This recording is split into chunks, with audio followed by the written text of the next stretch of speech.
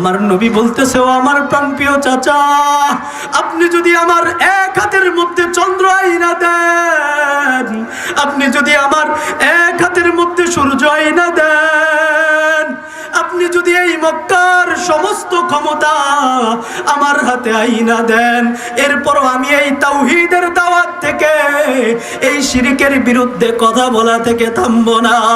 আল্লাহু আকবার। রাসূলুল্লাহ সাল্লাল্লাহু আলাইহি ওয়াসাল্লাম নবুয়ত পাওয়ার আগে সবার কাছে আল আমিন, সবাই আমার নবীরে কত ভালোবাসতো। আমার নবীর উপর একটা আঁচড় দিবে এই ক্ষমতা, এই সাহস কারো হইতো না, এই চিন্তা ভাবনাও কেউ করতো না। কিন্তু আমার নবী যখন শিরকের বিরুদ্ধে আওয়াজ তুললেন, আমার নবী যখন তাওহীদের বিরুদ্ধে আওয়াজ তুললেন, তখন যেই মানুষরা আমার নবীকে আল আমিন উপাধি দিয়েছিল, ওই মানুষরা আমার নবীকে, ওই মুশরিকরা আমার নবীকে, ওই আরবরা আমার নবীকে হত্যা করার জন্য পর্যন্ত উদ্যত হয়েছিল। তা আমি আপনাদের সামনে সূরা নিসার 116 নম্বর আয়াত তেলাওয়াত করেছি, যেখানে শিরক সম্পর্কে বলা হয়েছে, এবং একটি হাদিস পড়েছি যেখানে বেদাত সম্পর্কে বলা হয়েছে। মূল আলোচনায় যাওয়ার আগে একটা ভূমিকা আমাদের বুঝে নেওয়া দরকার। সূরা জারিয়াতের 56 নম্বর আয়াতের মধ্যে আল্লাহ তাআলা বলতেছেন, আউযু বিল্লাহি মিনাশ শাইতানির রাজীম, বিসমিল্লাহির রহমানির রহিম, ওয়ামা খালাকতুল জিন্না ওয়াল ইনসা ইল্লা লিয়াবুদুন। আমি মানুষ এবং জিন জাতিকে সৃষ্টি করেছি কিসের জন্য? আমি আল্লাহর ইবাদত করার জন্য। কিসের জন্য? ইবাদত করার জন্য। কিন্তু আল্লাহ আমাকে আপনাকে যে ইবাদত করার জন্য বানাইছেন, ইবাদত করার জন্য আমাকে আপনাকে বাধ্য করছেন নাকি আমাদের ইচ্ছার উপরে ছেড়ে দিছেন? আপনারা আপনাদের ইচ্ছা শক্তিকে কাজে লাগায়া কোরআন হাদিসের কথা হইতেছে, আপনারা শুনতে চলে আসছেন, আর আরেকজন তার সেই ইচ্ছা শক্তিকে ব্যবহার কইরা চায়ের দোকানে বৈশা সিগারেটে টান দিতেছে আর নাটক সিনেমা চাইতেছে, নাটক সিনেমায় নায়ক নায়িকার ডায়লগ শুনে সময় পার করতেছে। তাহলে আল্লাহ কি আপনাকে এইখানে কোরআন হাদিসের কথা শোনার জন্য বাধ্য করেছেন নাকি আপনি নিজের ইচ্ছায় এসেছেন? আপনি নিজের ইচ্ছায় যে কোরআন হাদিসের কথা শুনতে আসলেন, এই অনুযায়ী যদি আপনি আমল করতে পারেন, আল্লাহ আপনাকে জান্নাত দিয়ে দিবেন। সুবহানাল্লাহ। আর যারা দোকানে বৈশা সিগারেট টানতেছে, অমুক তমুকের গিবত বলে বেড়াইতেছে, আল্লাহ না করুক, তাদের ঠিকানা কোথায় হবে? জাহান্নামে হবে। তো আল্লাহ আমাদেরকে ইবাদত করার জন্য বানাইছেন ঠিকই, কিন্তু ইবাদত করার জন্য বাধ্য আমাদেরকে করেন নাই। মান শা ফালইউমিন ওয়া মান শা ফালইয়াকফুর। তোমাদের যার মনে চায় ঈমান আনো, যার মনে চায় কাফের হয়ে যাও। তোমাদের সেই ইচ্ছা শক্তি, তোমাদের সেই স্বাধীনতা আমি আল্লাহ তোমাদেরকে দিয়ে দিছি। তোমাদের যার মনে চায় মাহফিলে আইসা কোরআন হাদিসের কথা শুই না, হেদায়েতের কিছু বিষয় নিয়ে যাও, আমলের কিছু বিষয় নিয়ে যাও। যার মনে চায় দোকানে বইসা সিগারেট ফুঁকতে থাকো, আমি আল্লাহ তোমাদের ইবাদতের মোকাবেক কিনা, ঠিক কিনা? সূরা আরাফের 179 নম্বর আয়াতের মধ্যে আল্লাহ তাআলা বলতেছেন, ওয়ালাকাদ যারানা লিজাহান্নামা কাসীরাম মিনাল জিন্নি ওয়াল ইনস লাহুম কুলুবুন লা ইয়াফকাহুনা বিহা ওয়া লাহুম আ'য়ুনুন লা ইউবসিরুনা বিহা ওয়া লাহুম আযানুন লা ইয়াসমাউনা বিহা উলাইকা কাল্লানআম বাল হুম আদাল। আমার আল্লাহ বলতেছে, ও মানুষ, তোমাদেরকে আমি কত মায়া কইরা বানাইছি, তোমাদেরকে আমি কত মহাব্বত কইরা বানাইছি, এরপরও তোমরা শুই না রাখো আমি যে জাহান্নাম বানাইছি, ওই জাহান্নামটা কিন্তু আমি মানুষ এবং জিনদের দিয়েই ভরবো। ওয়ালাকাদ যারানা লিজাহান্নামা কাসীরাম মিনাল জিন্নি ওয়াল ইনস। আমি জাহান্নামটাকে বানাইছি অধিকাংশ মানুষ এবং জিন্নাতের জন্য। কোন মানুষ এবং কোন জিন্নাত? লাহুম কুলুবুন লা ইয়াফকাহুনা বিহা, যাদের কলব আছে আমি বোঝার জন্য দিছি, বোঝার কাজে লাগায় না। ওয়া লাহুম আ'য়ুনুন লা ইউবসিরুনা বিহা, যাদেরকে আমি দৃষ্টি শক্তি দিছি কিন্তু ভালো জিনিস দেখার কাজে লাগায় না, নাটক সিনেমা দেখে, এই চক্ষু দিয়া কোরআন তেলাওয়াত করে না, এই চক্ষু দিয়া ভালো জিনিস দেখে না, চক্ষু দিয়া চক্ষুর জিনা করে। ওয়ালাহুম আযানুন লা ইয়াসমাউনা বিহা, তাদের যে দিয়ে কোরআন হাদিসের আলোচনা তাদের ভাল লাগে না, কোরআন হাদিসের কথা তাদের শুনতে মনে চায় না। ওই কান দিয়ে তারা অশ্লীল কথাবার্তা শুনে, বেপরদার নারীদের কথা শুনে, নায়ক নায়িকাদের ডায়লগ শুনে।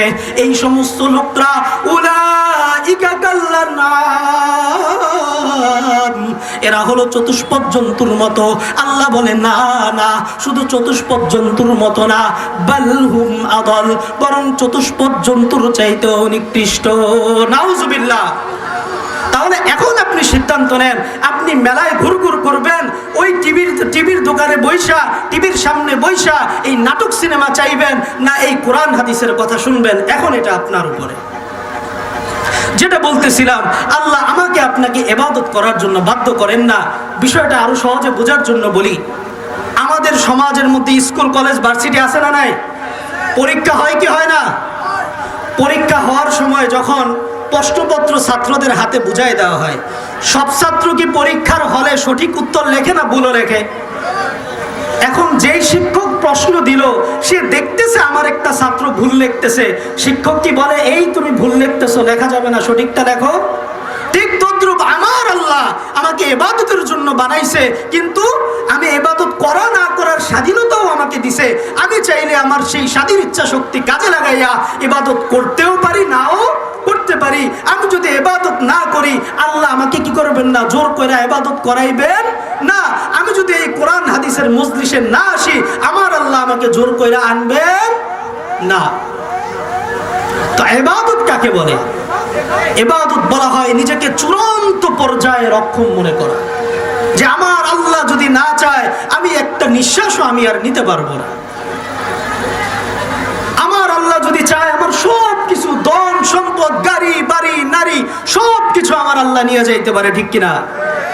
আবার চাইলে আমি আজকে ফকির, আমার কিচ্ছু নাই, আজকে মানুষ আমাকে কোনো দাম দেয় না, কালকে তুমি বেটা আমার পিছনে পিছনে দৌড়াইবা, ঠিক কিনা? আমার আল্লাহ পারেন কি পারেন না? তো আল্লাহ তাআলার বিধান পালন করার নাম হচ্ছে ইবাদত। আল্লাহর বিধান দুই ধরনের। কয় ধরনের? দুই ধরনের। এক প্রকার হলো আদেশ, এক প্রকার হলো কি নিষেধ। আল্লাহ বলেছেন নামাজ পড়ো, নামাজ পড়াটা ইবাদত। আল্লাহ বলেছে রোজা রাখো, রোজা রাখাটা ইবাদত। আল্লাহ বলেছে যাকাত দাও, যাকাত দেওয়াটা ইবাদত।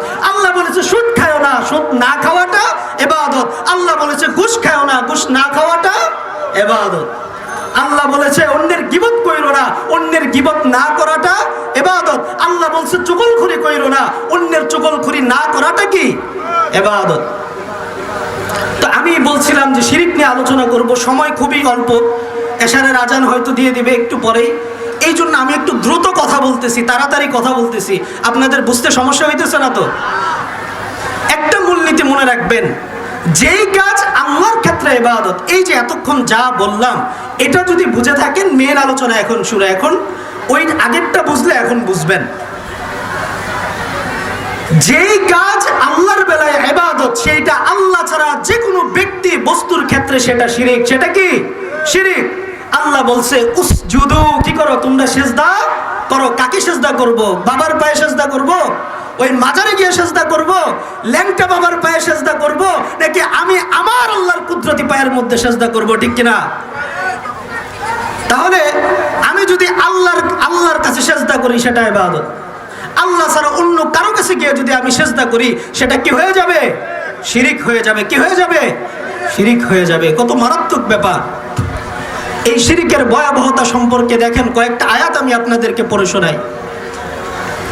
সূরা নিসার 36 নম্বর আয়াতের মধ্যে আল্লাহ তাআলা বলতেছেন, ওয়া'বুদুল্লাহ ওয়া লা তুশরিকু বিহি শাইআ, তোমরা আমি আল্লাহর ইবাদত করবা, আমি আল্লাহ ছাড়া আর কাউকে ইবাদতের উপযুক্ত মনে করবা না, আমি আল্লাহর সাথে তোমরা শিরিক করবা না। সূরা লোকমানের 13 নম্বর আয়াতের মধ্যে আল্লাহ তাআলা বলতেছেন, লা তুশরিক বিল্লাহ ইন্নাশ শিরকা লাযুলমুন আযীম, তুমি কিন্তু আমার আল্লাহর সাথে শিরিক কইরো না। ইন্নাশ শিরকা লাযুলমুন আযীম, নিশ্চয়ই শিরিক হলো বড় গুনাহ। আল্লাহ তাআলা সূরা নিসার 116 নম্বর আয়াতের মধ্যে বলতেছেন, ইন্নাল্লাহা লা ইয়াগফিরু আন يشرك به ويغفر ما دون ذلك لمن يشاء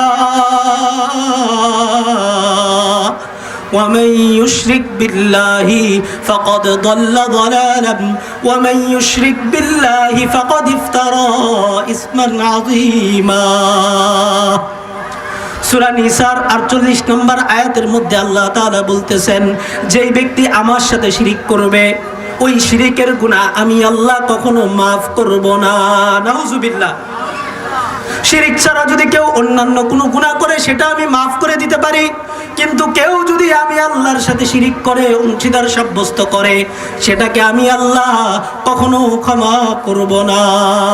এরপরে সূরা নিসার 116 নম্বর আয়াতের মধ্যে আল্লাহ তাআলা একই কথা বলতেছেন, ইন্নাল্লাহা লা ইয়াগফিরু আন ইউশরাকা বিহি ওয়া ইয়াগফিরু মা দুনা যালিকা লিমান ইয়াশা ওয়া মান ইউশরিক বিল্লাহ ফাকাদ দাল্লা দালালাম বাঈদা। ও আমার বান্দারা, তোমাদেরকে আমি এত সুন্দর কইরা এত কষ্ট কইরা তোমাদেরকে বানাইছি, তোমাদের রিজিকের ব্যবস্থা আমি করছি, তোমাদের সব প্রয়োজন আমি আল্লাহ পুরা করতেছি। ও আমার বান্দারা, এরপরও তোমরা আমি আল্লাহর সাথে কিভাবে শিরিক করো? এত কিছুর পরও যদি তোমরা আমি আল্লাহর সাথে শিরিক করো তাহলে তোমরা যাই না রাখো এই শিরিকের গুনাহ কিন্তু আমি আল্লাহ মাফ করব না। শুধু তাই নয়, কোনো ব্যক্তি যদি শিরিক করে আমার আল্লাহ বলতেছে ওই ব্যক্তির জন্য জান্নাত হারাম হয়ে যায়, জান্নাত হারাম হইয়া জাহান্নাম ওয়াজিব হয়ে যায়। নাউজুবিল্লাহ। সূরা মাইদার 72 নম্বর আয়াতের মধ্যে আল্লাহ তাআলা বলতেছেন, ইয়া বানি ইসরাঈল আ'বুদুল্লাহ রাব্বি ওয়া রাব্বাকুম ইন্নাহু মান ইউশরিক বিল্লাহ ফাকাদ হারামাল্লাহু আলাইহিল জান্নাহ ওয়া মাওয়াহুন নার। আমার আল্লাহ বলতেছে, হে আমার বান্দারা, হে আমার বান্দিরা, আমি আল্লাহর সাথে শিরিক কইরো না। তোমরা যদি আমি আল্লাহর সাথে শিরিক করো ফাকাদ হারামাল্লাহু আলাইহিল জান্নাহ, তোমাদের জন্য আমার জান্নাতটা হারাম হয়ে যাবে। ওয়া মাওয়াহুন নার, এবং তোমাদের ঠিকানা হয়ে যাবে জাহান্নাম। নাউজুবিল্লাহ। শুধু তাই নয়, আমরা আজকে অনেক বড় বড় আল্লাহর ওলি হয়ে গেছি। আজকে আমরা প্রত্যেকে 5 ওয়াক্ত নামাজ পড়ি, আমরা প্রত্যেকেই ইবাদত বন্দেগী করি, কিন্তু দেখা যায় আমি আপনি আমার আপনার মনের অজান্তে শিরিক করতেছি। এতে করে আমার আপনার আমলগুলো বাতিল হয়ে যাচ্ছে। সূরা জুমারের 65 নম্বর আয়াতের মধ্যে আল্লাহ তাআলা বলতেছে, ওয়ালাকাদ উহিয়া ইলাইকা ওয়া ইলাল্লাযীনা মিন ক্বাবলিক লাইন আশরাকতা লায়াহবাতান্না আমালুক। তোমরা কেউ যদি আমি আল্লাহর সাথে শিরিক করো লায়াহবাতান্না আমালুক, তোমার আমল কিন্তু নষ্ট হয়ে যাবে। নাউজুবিল্লাহ। ওয়ালা তাকুনান্না মিনাল মুশরিকিন, এবং তোমরা কিন্তু মুশরিকদের অন্তর্ভুক্ত হয়ে যাবা। নাউজুবিল্লাহ। এমনকি মুশরিকরা এমন যারা শিরিক করে আল্লাহ বলতেছে তারা নাপাক, তাদের জন্য দোয়াটাও করা যাবে না। নাউজুবিল্লাহ। সূরা তাওবার 28 নম্বর আয়াতের মধ্যে আল্লাহ তাআলা বলতেছে, ইন্নামাল মুশরিকুনা নাজাসুন, যারা শিরিক করে তারা হইল নাপাক। তারা কি? নাপাক। কারণ তাদের অন্তরে তাওহীদ থাকার কথা ছিল, আজকে তাওহীদ চলে গেছে, তারা শিরিক করতেছে, সুতরাং তাদের অন্তর নাপাক হয়ে গেছে, তারা ঈমান থেকে খারিজ হয়ে গেছে। সুতরাং তাদের জন্য এখন দোয়া ইস্তেগফার, তোমরা মুমিন নবী রাসূল যেই হও না কেন, এখন তাদের জন্য কোনো সুপারিশ তোমরা করতে পারবে না।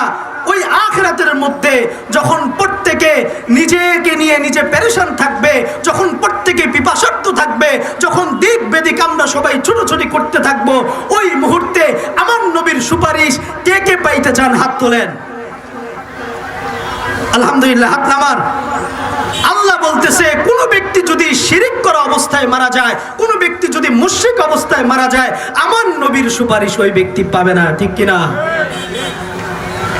সূরা তাওবার 113 নম্বর আয়াতের মধ্যে আল্লাহ তাআলা বলতেছেন, মা কানা লিন-নবী ওয়াল্লাযীনা আমানু আন ইস্তাগফিরু লিল মুশরিকিন ওয়ালাউ কানু উলি কুরবা মিন বাদি মা তাবায়্যানা লাহুম আন্নাহুম আসহাবুল জাহিম।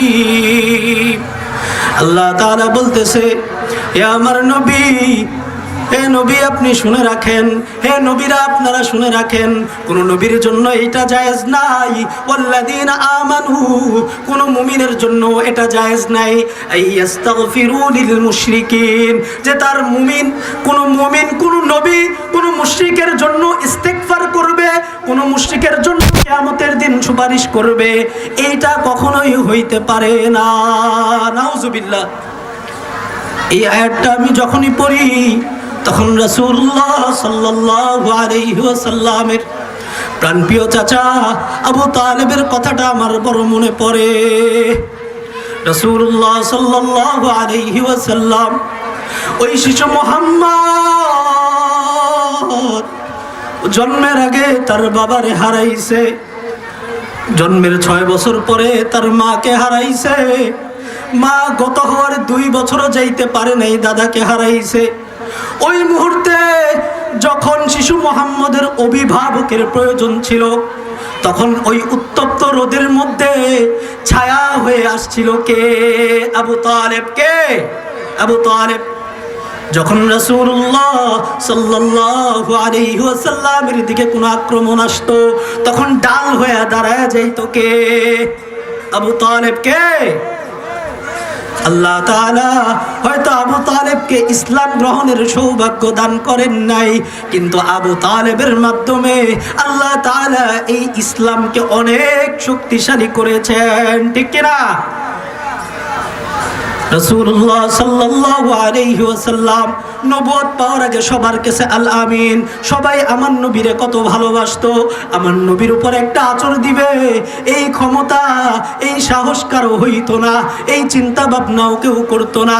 কিন্তু আমার নবী যখন শিরিকের বিরুদ্ধে আওয়াজ তুললেন, আমার নবী যখন তাওহীদের বিরুদ্ধে আওয়াজ তুললেন, তখন যেই মানুষরা আমার নবীকে আল আমিন উপাধি দিয়েছিল, ওই মানুষরা আমার নবীকে, ওই মুশরিকরা আমার নবীকে, ওই আরবরা আমার নবীকে হত্যা করার জন্য পর্যন্ত উদ্যত হয়েছিল।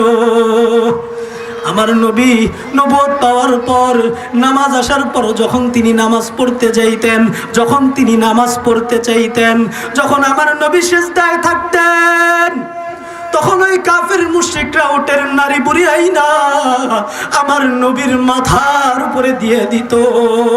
ওই মুহূর্তগুলোতে আমার নবীকে শেল্টার দিছেন কে? আবু তালেব। কে? আবু তালেব। আল্লাহ করছেন, কিন্তু উসিলা কে ছিলেন? আবু তালেব। কে ছিলেন? আবু তালেব।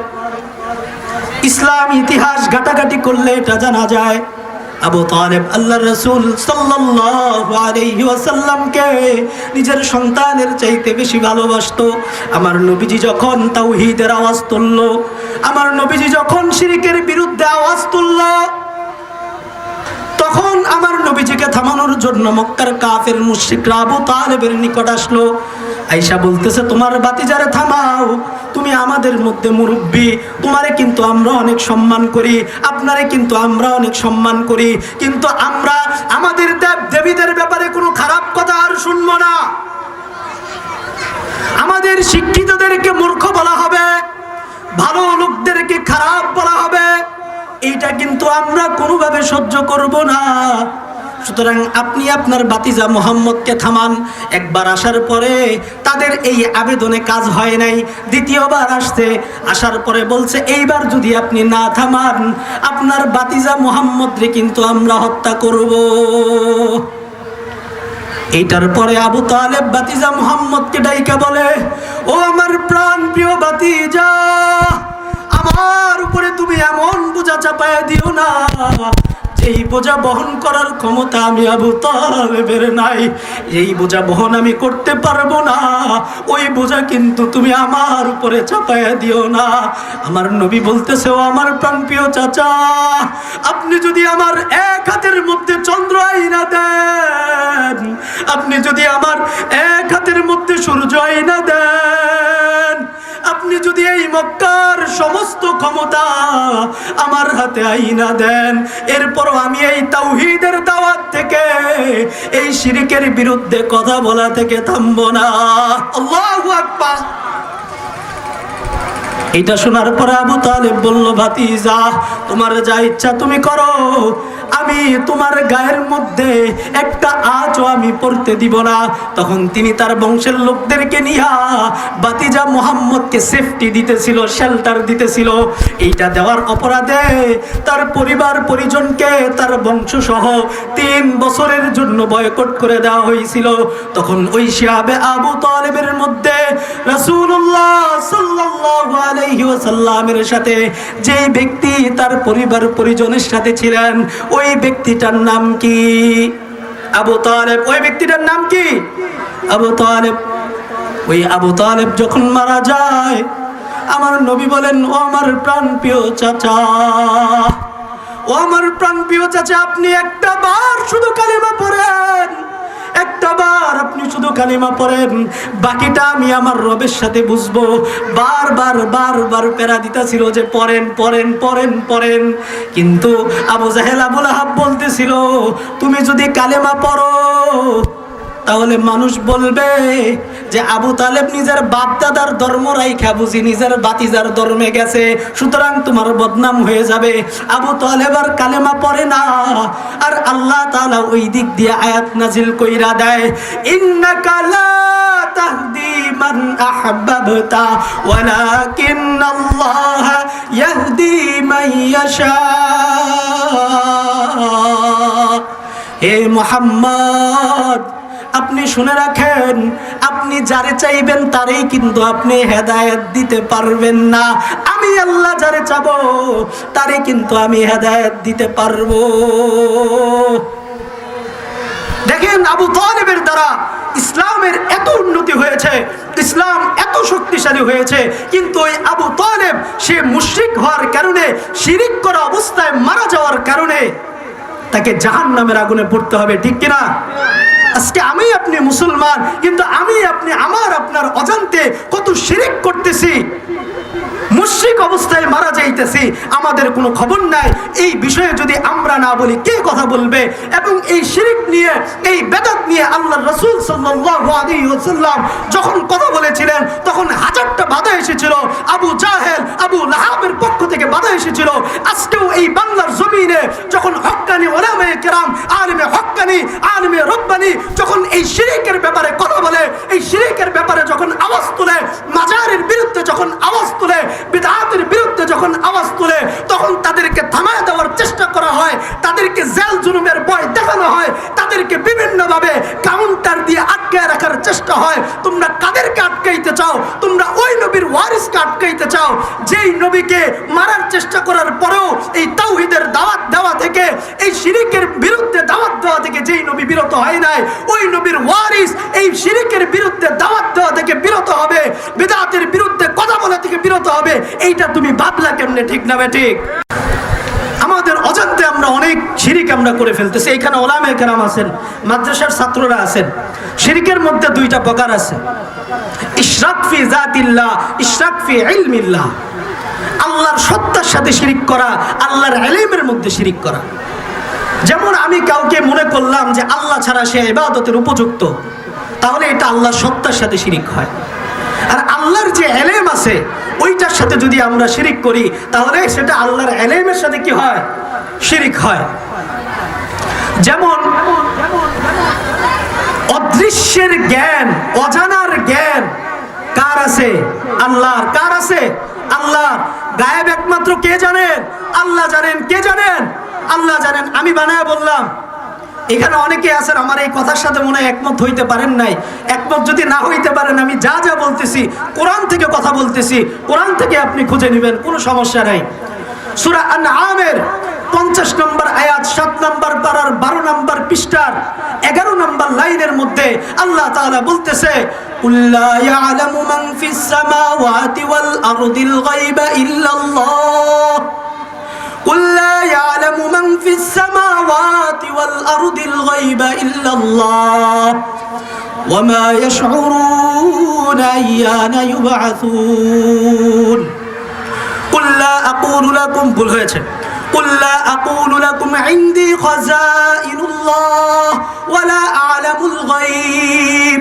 হে নবী আপনি বলে দেন, কুল্লা আকুলু লাকুম ইনদি খাযাইনুল্লাহ, আমি নবী বলতেছি না আমার কাছে কোনো খাজানা আছে, আমি নবী এইটাও বলতেছি না ওয়ালা আ'লামুল গায়ব, আমি নবী যে গায়েব জানি আমি এইটাও বলতেছি না। আমার নবী কি বলে? আমি গায়েব জানি না। সূরা আনআমের 65 সূরা আনআমের 50 নম্বর আয়াত 7 নম্বর পারা 12 নম্বর পৃষ্ঠার 11 নম্বর লাইনের মধ্যে এই কথা কি আসছে।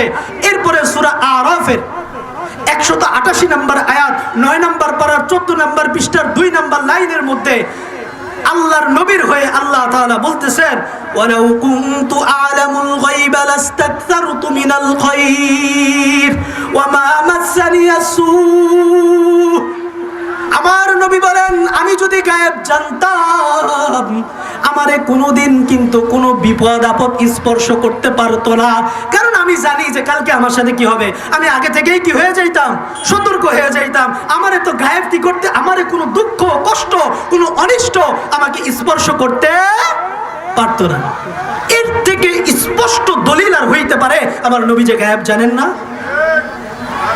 এরপরে সূরা নামলের 65 নম্বর আয়াত 20 নম্বর পারার 1 নম্বর পৃষ্ঠার 13 নম্বর লাইনের মধ্যে আল্লাহ তাআলা বলতেছেন, কুল্লা ইয়ালামু মান ফিস সামাওয়াতি ওয়াল আরদিল গায়বা ইল্লাল্লাহ।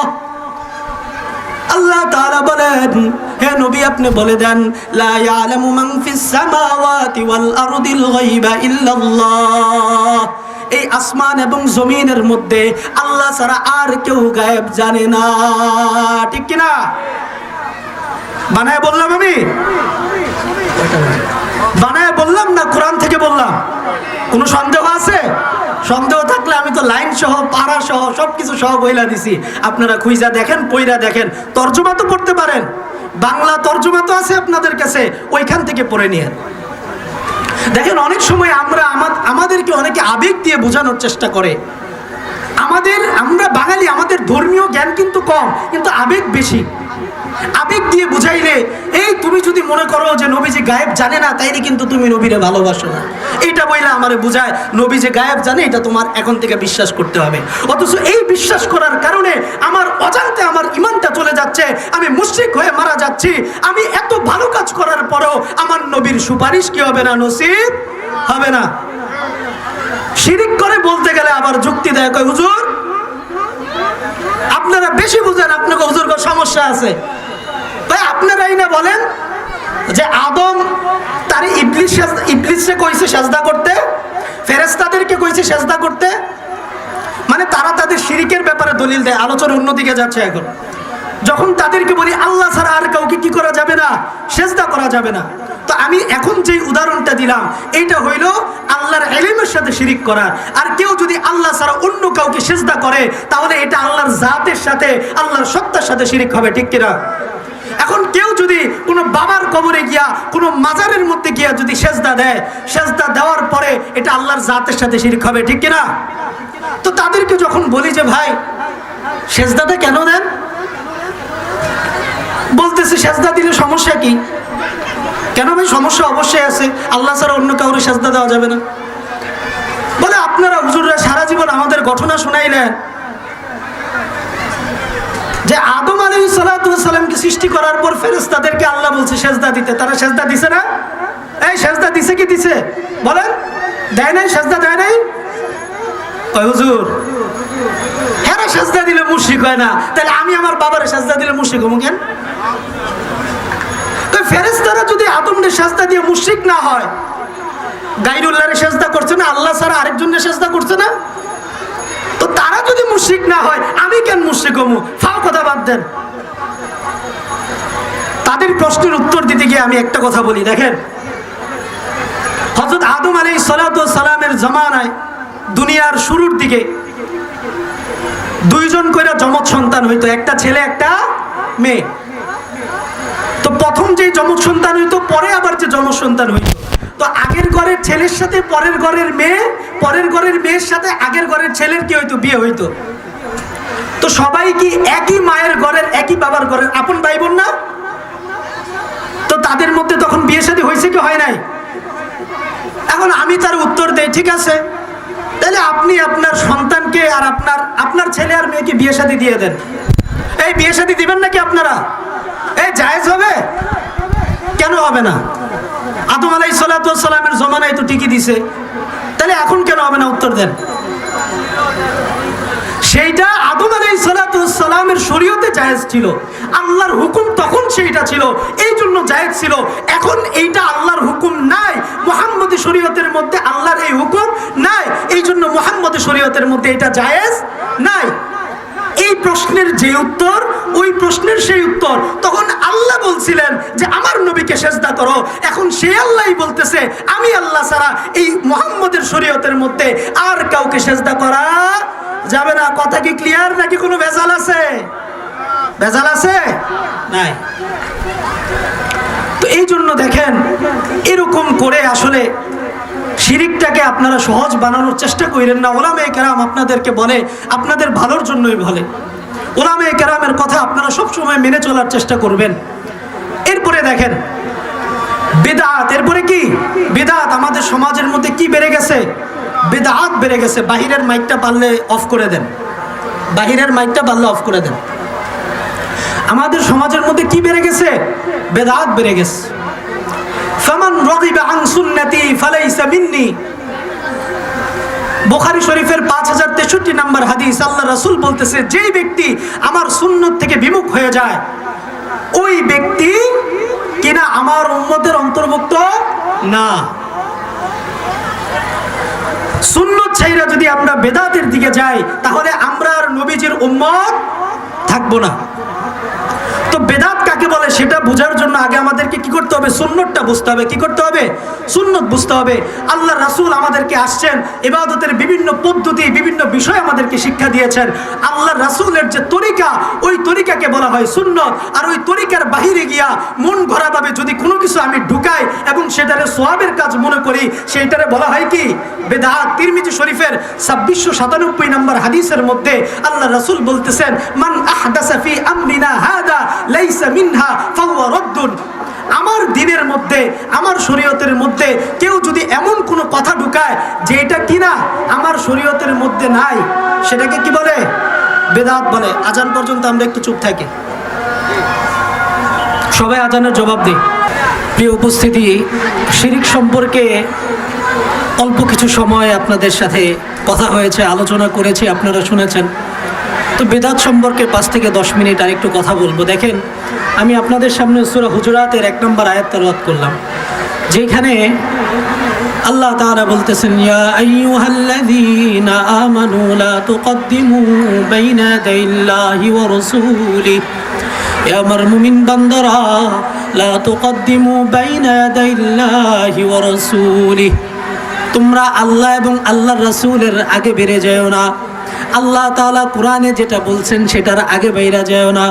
আল্লাহর রাসূল হাদিসের মধ্যে যেটা বলছেন, আল্লাহর রাসূল যেই তরিকা, যেই পদ্ধতি, যেই ইবাদতের যেই নিয়ম শিখাই দিছে, নিজে থেকে পাকনামি কইরা, পণ্ডিতি কইরা সেইটাকে ক্রস কইরা যাওয়ার চেষ্টা কইরো না। আমাদের মধ্যে অনেক সূক্ষ্মভাবে বিদআতটাকে ঢুকাইয়া দেওয়া হইতেছে, অনেক সূক্ষ্মভাবে বিদআতটাকে ঢুকাইয়া দেওয়া হইতেছে। এমনকি আমরা বিদআতটাকে সওয়াবের কাজ মনে করে আমরা করতেছি। আমাদের জোশের সাথে আমাদের হুশটাকেও ঠিক রাখতে হবে। দেখেন, বুখারী শরীফের 5063 নম্বর হাদিস, 3 জন সাহাবীর ঘটনা। তারা জোশে কি করছিল দেখেন। তো ইমাম বুখারী 5063 নম্বর হাদিসের মধ্যে এটা আনছেন, যা সালাসাতু রাতিন ইলা আজওয়াজি ইলা বুয়ুতি আজওয়াজিন নবী সাল্লাল্লাহু আলাইহি ওয়াসাল্লাম। 3 জন ব্যক্তির একটা দল রাসূলুল্লাহ সাল্লাল্লাহু আলাইহি ওয়াসাল্লামের বিবিদের ঘরের কাছে আসলো, ঘরের নিকটে আসলো। ইয়াসআলুনা আন ইবাদাতিন নবী সাল্লাল্লাহু আলাইহি ওয়াসাল্লাম, তারা আল্লাহর রাসূল সাল্লাল্লাহু আলাইহি ওয়াসাল্লামের ইবাদত সম্পর্কে জিজ্ঞাসা করলেন। ফালাম্মা উখবিরু, যখন তাদেরকে বলা হইল, ফাকান্নামা তাকাল্লু, কেমন যেন তারা নিজেদের আমলটাকে কম মনে করতে লাগলো, যে কই আল্লাহ রাসূল কত ইবাদত করে, কত আল্লাহরে ডাকে, সেই জায়গায় আমরা আর কতটুকুই বা ইবাদত করি। আইনা নাহনু মিনান নবী সাল্লাল্লাহু আলাইহি ওয়াসাল্লাম, আরে কোথায় নবীজি আর কোথায় আমরা? গুফিরা লাহু মা তাকদ্দামা মিন যামবি, আমার নবীর তো আগের পরের সমস্ত গুনাহ মাফ করে দেওয়া হয়েছে। সুবহানাল্লাহ। সুতরাং তিনজনের একজন বলতেছে আনা উসাল্লি আবাদান, আমি আজকে থেকে সারা জীবন খালি নামাজই পড়বো, কোনো রেস্ট আর কোনো কিছু করতাম না। আরেকজন বলতেছে ওয়া আনা আসুমু দাহর, আমি সারা বছর রোজা রাখবো, ওয়ালা উফতিরু, রোজা টোজা আমি ভাঙতাম না, খালি রোজাই রাখবো। আরেকজন বলতেছে ওয়া আনা আতাজিলুন নিসা, আমি কোনো মহিলা মানুষের ধারে কাছেই যাইতাম না, জীবনে কোনোদিন বিয়ে শাদী করতাম না। হ্যাঁ, তখন আল্লাহ রাসূল সাল্লাল্লাহু আলাইহি ওয়াসাল্লাম তাদের কাছে আসলো, যা রাসূলুল্লাহ সাল্লাল্লাহু আলাইহি ওয়াসাল্লাম ইলাইহিম, আল্লাহ রাসূল সাল্লাল্লাহু আলাইহি ওয়াসাল্লাম তাদের কাছে আসছে। আয়েশা বলতেছে, এই আনতুমুল লাযিনা কুলতুম কাযা ওয়া কাযা, এই তোমরাই তারা নাকি যারা এই কথা বলছো? শোনো, ইন্নী লাআখশাকুম বিল্লাহ, ওয়াল্লাহি ইন্নী লাআখশাকুম বিল্লাহ ওয়া আতকাকুম ইলাল্লাহ, খোদার কসম করে বলছি আমি আমার আল্লাহকে তোমাদের থেকে বেশি ভয় করি, কিন্তু আমি নামাজ পড়ি আবার রেস্টও নেই, আমি রোজা রাখি আবার ইফতারও করি, রোজা ভাঙিও, আমি মহিলাদের থেকে দূরে থাকি না, আমি বিয়ে শাদীও কি করি। ফামান রাগিবা আন সুন্নতি ফালাইসা মিন্নি, যে ব্যক্তি আমার সুন্নত থেকে মুখ ফেরায় নিল সে আমার উম্মতের অন্তর্ভুক্ত না। আজকে যারা এই সুন্নতকে বাদ দিয়ে বেদাতি কার্যকলাপ সওয়াবের কাজ মনে কইরা, বিভিন্ন পণ্ডিতি কইরা এই শরীয়তের মধ্যে ঢুকায়া সওয়াবের কাজ মনে কইরা করতেছে, তারা আমার নবীর উম্মত না, তারা আমার নবীর কি না? উম্মত না। এই যে আল্লাহ বললেন ইয়া আইয়ুহাল্লাযীনা আমানু লা তুকদ্দিমু বাইনা ইয়াদাইল্লাহি ওয়া রাসূলি, আল্লাহ আল্লাহর রাসূলের আগে বাইরো না, অর্থাৎ কোরআন হাদিসের আগে তোমরা বাইরো না। যেমন আমি আপনাকে কয়েকটা উদাহরণ দিই, আপনারা বুঝবেন, তাহলে সুন্নত আর বেদাতের পার্থক্যটা আপনাদের বুঝে আসবে যে সুন্নত কোনটা, বেদাত কোনটা। যেমন ধরেন, এই যে আমরা যে আজান দেই, আজানের শব্দ এবং আজানের সময় এটা আল্লাহ আল্লাহ রাসূলের পক্ষ থেকে নির্ধারিত নাকি নির্ধারিত না? নির্ধারিত। এখন অনেক মসজিদের মধ্যে দেখবেন আজানের আগে বলে আসসালাতু আসসালামু আলাইকা ইয়া রাসূলুল্লাহ, আসসালাতু আসসালামু আলাইকা ইয়া হাবিবাল্লাহ। এই নবীর উপর দরুদ পড়া কি খারাপ? এই নবীর উপর দরুদ পড়া সওয়াবের কাজ না গুনাহের কাজ? সওয়াবের কাজ। এখন কথা হইলো, আমি আজানের আগে যদি দরুদ পড়ি তাহলে সমস্যা কই? নবীজির উপর দরুদ আমি যে কোনো সময় পড়তে পারি, আজানের আগে পড়লে সমস্যাটা কই? প্রশ্ন আসে কি আসে না? এখন দেখতে হবে যে আল্লাহর রাসূলের জামানায় যারা যারা আজান দিয়েছে তারা আজানের আগে এটা পড়েছে কিনা, আল্লাহর রাসূল পড়তে বলেছে কিনা। দুরূদ পড়া অবশ্যই ভালো কাজ, কিন্তু বেলাল রাদিয়াল্লাহু তাআলা আনহু কোন সাহাবী আজানের আগে এই দুরূদ পড়েন নাই। সুতরাং আমি আপনি, আমার আপনার কাছে এটা যতই ভালো লাগুক, আমি আপনি যদি আজানের আগে এই দুরূদ অ্যাড কইরা দেই, এইটা স্পষ্টভাবেই বেদাত। এটা স্পষ্টভাবে কি হবে? বেদাত হবে। যুক্তি দিয়ে ইসলাম চলে না, কোরআন হাদিস দিয়ে ইসলাম চলে।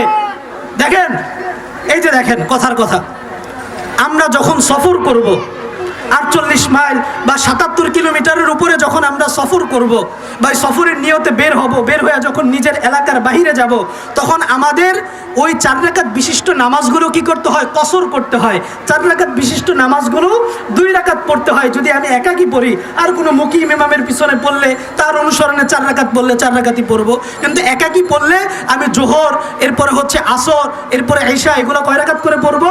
2 রাকাত। এখন কোনো পণ্ডিত ঈশা যদি যুক্তি দেয় আল্লাহ রাসূলের জামানায় পায়ে হাইটা সফর করতো, আল্লাহ রাসূলের জামানায় উটমুট দিয়ে সফর করতো, এখন তোমরা বিমান দিয়ে সফর করো, ট্রেন দিয়ে সফর করো, বাস দিয়ে সফর করো, এখন তো কষ্ট হয় না। সুতরাং আমি নামাজ কি করবো না? কসর করবো না, আমি সফর অবস্থায় 4 রাকাত নামাজ পড়বো। তার সওয়াব হইব না গুনাহ হইব? সওয়াব হইব না গুনাহ হইব? কেন? কারণ আল্লাহ রাসূলের তরিকার বাইরে গিয়ে করেছে এবং এটা কি হয়ে যাবে? বেদাত হয়ে যাবে। আরেকটা উদাহরণ নেন, যেমন 5 ওয়াক্ত নামাজের সময় আজান একামত হয় কিনা? জুমার সময় আজান একামত হয় কিনা? আজান একামত কেন হয়? যাতে করে মানুষজন জামাতে শরীক হইতে পারে। আজান হইলে বুঝে না কিছুক্ষণ পরে নামাজ হবে, নামাজের মধ্যে কি হইতে হবে? শরীক হইতে হবে। এই জন্যই তো এখন আমাদের সমাজের মধ্যে সব থেকে বড় জামাত কোন নামাজের হয় বলেন তো দেখি, কেউ বলতে পারেন কিনা? ঈদের নামাজ। মাশাআল্লাহ, শাবাশ। কোন নামাজের জামাত সব থেকে বড় হয়? ঈদের নামাজ, তাইলে এখন 5 ওয়াক্ত নামাজের সময় আমরা আজান দেই, জুমার সময় আমরা আজান দেই যাতে মানুষ নামাজ পায়। ঈদের সময় এত বড় জামাত হয়, ঈদের সময় আমরা আজান কেন দিব না? সমস্যা কোথায়? ঈদের নামাজের সময় আমরা আজান দেব, কোনো সমস্যা আছে কি? সমস্যা নাই মুরব্বী? অবশ্যই আছে। কারণ আল্লাহ রাসূল দেন নাই, সাহাবায়ে কেরাম দেন নাই, সুযোগ থাকা সত্ত্বেও কি দেন নাই? আল্লাহ রাসূল সাহাবায়ে কেরাম যেই কাজের সুযোগ থাকা সত্ত্বেও যেই কাজ করেন নাই, সেটা অনুমোদিত না হওয়ার জন্য কি দলিল? এখন কোন পণ্ডিত যদি আইসা বলে যে না, আজান যেহেতু 5 ওয়াক্ত নামাজে দেই, তাইলে ঈদের সময়ও দেবো, তাইলে ওইটা সুন্নত থাকবে না, বেদাত হয়ে যাবে। কি হয়ে যাবে? বেদাত হয়ে যাবে। এরপর অনেকে বলে হুজুর এমনি আপনারা কত দোয়া করেন, তো জানাজার পরে দোয়া করলে সমস্যা কি? জানাজার পরে দোয়াটা করলে সমস্যা কি? দোয়া তো আপনারা করেনি। এখন দোয়ার মধ্যে পরে যাইতাছি। এখন কথা হইল, আমরা দোয়া কি করি? নামাজের শেষে করি। নামাজের মধ্যে রুকু সেজদা আছে না নাই? এখন আমি যদি আপনাদেরকে প্রশ্ন করি, জানাজার নামাজে রুকু সেজদা কেন করেন না? এই জানাজার নামাজ আজকে থেকে আমরা রুকু সেজদা দিয়ে পড়বো, এই পড়বেন নি? এই কেন পড়বেন না? কারণ আল্লাহ রাসূল করেন নাই। তাহলে এইটার যে উত্তর সেটারও একই উত্তর, ঠিক আছে? আল্লাহ রাসূল সাল্লাল্লাহু আলাইহি ওয়াসাল্লাম সাহাবায়ে কেরাম বলছেন, যত তাড়াতাড়ি সম্ভব কাফন দাফনের ব্যবস্থা করো, মাটি দেওয়ার ব্যবস্থা করো, দোয়া কইরা দেরি করার কোনো কি নাই, দরকার নাই। আল্লাহ রাসূল করেন নাই, তার সাহাবায়ে কেরাম করেন নাই, সেটা আমার আপনার যতই ভালো লাগুক, আমার আপনার যতই মনে ধরুক, সেই কাজ আমি আপনি যদি আল্লাহ রাসূলের সচ্চা উম্মত যদি আমরা হয়ে থাকি, সেই কাজ আমি আপনি করতে পারি না। বুঝতে পারছেন আপনারা বিষয়টা? দেখেন, আজকে বেদাতি ভাইদেরকে আপনাদের সাথে আমার কোনো শত্রুতা নাই। আমি আপনাদের কল্যাণকামী, যদি কল্যাণকামী না হইতাম আপনাদের এই বিষয়গুলো আমি ধরাই দিতাম না। আপনাদের সাথে আমার কোনো সমস্যা নাই, আমার কথায় দয়া করে আপনারা কেউ কষ্ট পাবেন না। আমি চাই আপনারা সঠিক বিষয়টা জানেন, সঠিক পথে আপনারা চলে আসেন। আজকে বেদাতি ভাইদেরকে যখন বলা হয় যে ভাই আপনি যে এই কাজটা করলেন এটা তো বেদাত হইল, এই যে আপনি যে এইটা করলেন, এরপরে আরো যা যা করলেন এটা তো বেদাত হইল, তখন তারা উল্টা যুক্তি দেয়, হুজুর বেদাত তো আপনারাও করেন, মসজিদের মধ্যে মাইক ব্যবহার করেন, আপনারা বিমানে চড়েন, আপনারা ট্রেনে চড়েন। আল্লাহ রাসূলের জমানায় বিমান ছিল? আল্লাহ রাসূলের জমানায় ট্রেন ছিল? আল্লাহ রাসূলের জমানায় মাইক ছিল? তা আপনারা তো এগুলো ব্যবহার করেন, তাইলে বেদাত আপনারাও করেন। আরে যুক্তির মধ্যে কোনো ভেজাল আছে? ভেজাল তো নাই।